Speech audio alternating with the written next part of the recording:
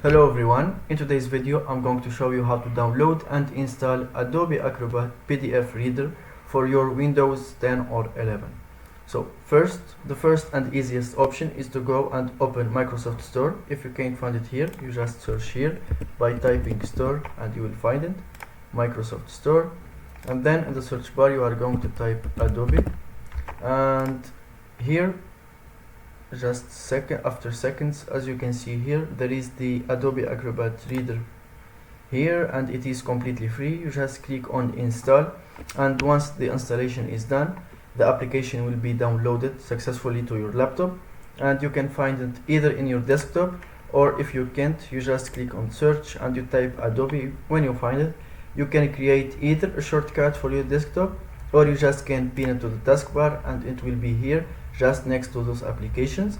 And the other method is you just go to your browser, and then in the search bar you are going to type Adobe Acrobat, and as you can see you will find the official website, and make sure to use the official one. You just can access it and download it from this web. And that's it. Thank you for watching. If you found this video helpful, don't forget to subscribe and like the video.